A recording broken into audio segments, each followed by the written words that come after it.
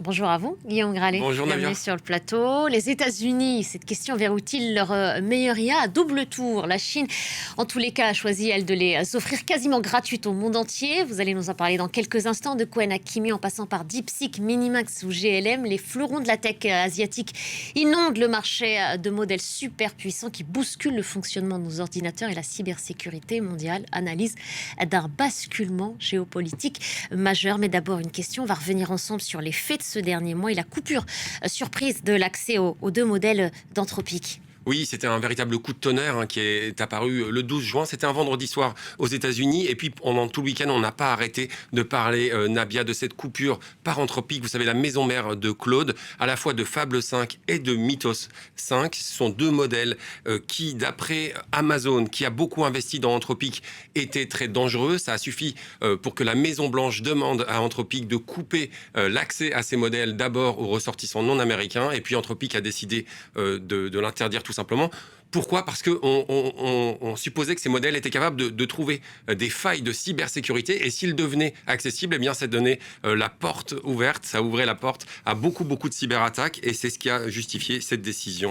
Mais en réalité, ça a redessiné les cartes géopolitiques au niveau de la cybersécurité. Et pourtant, vous nous invitez à avoir les yeux aussi tournés du côté de la Chine. Oui, c'est ça qui est assez intéressant. On se rappelle tous du moment DeepSeek. On était début 2025 lorsque un chercheur que l'on voit à l'écran, Liang Wanfeng, a impressionné le monde grâce à ce modèle moins cher, plus ouvert et qui a semé la zizanie. On se rappelle très bien de Sam Altman, vous savez, le co-créateur d'OpenAI, la maison mère de ChatGPT, expliquant à Washington, il faut faire attention à cette concurrence des Chinois. Et puis, tout récemment, on voit que ça s'accélère. Le 22 juin, on a vu un communiqué des Five Eyes. Vous savez, les Five Eyes, c'est l'alliance, Nabia, entre les États-Unis, le Royaume-Uni, le Canada, la Nouvelle-Zélande et l'Australie. Et le 22 juin, eh bien, sur le site de l'Australian Cyber Security Center, ils ont dit il faut faire très attention parce qu'il n'y a pas que les modèles américains, il n'y a pas que les modèles d'Anthropic.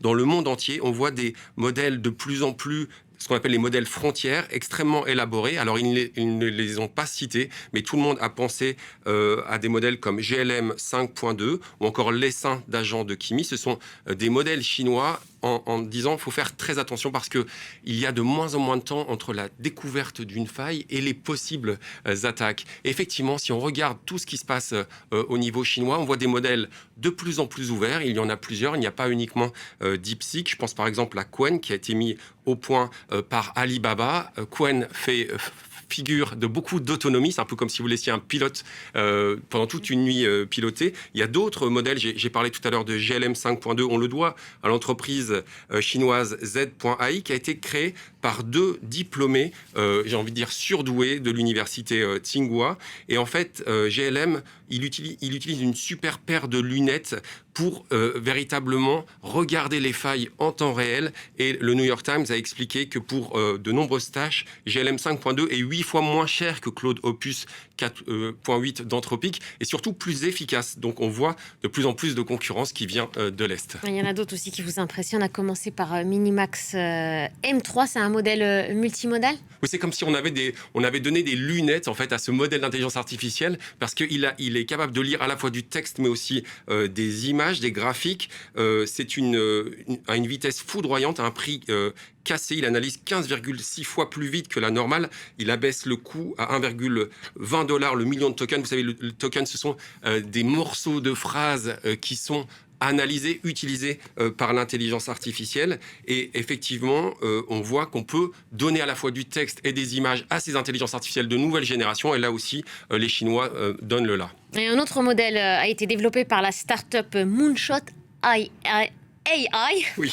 dans sa spécialité, c'est ce qu'on appelle l'orchestration en essaim. Ça veut dire quoi? Oui, on va en entendre de plus en plus parler de ces ingénieurs, chercheurs chinois. Je pense à Yang Zilin, formé à Carnegie Mellon, passé par Google Brain, Meta, et qui, lui, a créé en fait effectivement un essaim. C'est comme si vous permettiez à plusieurs centaines de fourmis ouvrières virtuelles eh bien, d'effectuer chacune une tâche. Et Kimi, se montre extrêmement efficace. Il peut mener 4000 tâches de front pour forger des exploits, c'est-à-dire des attaques aussi cyber, et c'est ce qui est aussi inquiète et force l'admiration du monde entier. C'est-à-dire qu'on est un petit peu bouche bée lorsqu'on voit tout ce qui se passe au niveau chinois. On n'en parle peut-être pas assez. Et on voit aussi une déferlante d'outils de génération donc vidéo, IA. Est-ce que ça veut dire pour autant que les Chinois ont définitivement gagné cette guerre-là de ce côté? Ça montre qu'ils attaquent sur plusieurs fronts. C'est assez impressionnant. Et je vous propose d'écouter tout de suite Navia Jean-Dominique Séval. Il est professeur à la Sorbonne. Il a été directeur de la French Tech à Pékin. Et vous verrez, il explique ça de manière très claire. Le cas de la vidéo générative est passionnant. C'est un domaine où la Chine a pris une longueur d'avance dans l'industrialisation. Alors pourquoi une telle avance? Eh bien parce que la Chine est une économie de la vidéo, et ça depuis très longtemps en fait. Alibaba et ByteDance, parmi les géants, ont transformé le live shopping, le social shopping, en marché de masse. Sans doute la forme de e-commerce la plus avancée au monde aujourd'hui, intégrant sur le même smartphone les réseaux sociaux, les influenceurs, l'intelligence artificielle, le gaming, qu'il ne faut pas oublier, et bien sûr la vidéo. Alors cette demande a créé un laboratoire grandeur nature pour produire des publicités, des vidéos de produits, retoucher des images, animer des avatars. C'est l'avantage chinois qui tient à cette boucle vertueuse entre la création, la diffusion, le e-commerce. L'IA vidéo n'y est déjà plus une promesse depuis longtemps, c'est déjà un outil industriel de masse. Oui, en fait, je trouve que c'est très intéressant le témoignage de Jean-Dominique Séval, ce très bon connaisseur de l'écosystème chinois, parce que on voit bien qu'il y a de plus en plus de progrès qui avaient déjà été prédits par une autre personnalité qui s'appelle Kai Fu Lee, que l'on peut encore lire, un Taïwanais formé lui aussi à Carnegie Mellon, qui annonçait l'arrivée de ces modèles open source plus légers, plus ouverts, moins coûteux. Et c'est pour ça que les États-Unis estiment leur avance de plus en plus ténue avec la Chine, quelques mois, certains disent moins de 6 mois. Et en fait, ce qui est assez intéressant, c'est que la génération de vidéos, on pourrait croire que c'est anecdotique. D'ailleurs, lorsqu'on voit certaines de ces créations que l'on doit, par exemple, Deathlane, par exemple, à Kling, à Minimax notamment, qui ont été montrées au Festival de Cannes, en fait, c'est aussi une représentation du monde. Et on sait très bien, Navia, on en avait parlé ensemble, que l'avenir de l'intelligence artificielle, c'est celle qui permettra de comprendre le monde dans lequel elle est, parce qu'effectivement, ChatGPT, Perplexity ou Claude peuvent nous impressionner, mais ils n'ont aucune connaissance de leur monde. Les world models, c'est aussi un des champs de bataille, et on espère beaucoup, parce ça nous tient à cœur, Navia, que les Européens, les Africains feront aussi entendre leurs différences, avec peut-être des modèles encore moins coûteux énergétiquement. En tout cas, c'est ce qu'on nous souhaite pour la planète, avec toute la canicule que l'on a vécue et qu'on continue à vivre ici en France. Merci beaucoup, Guillaume. On peut retrouver cette chronique sur vos réseaux sociaux.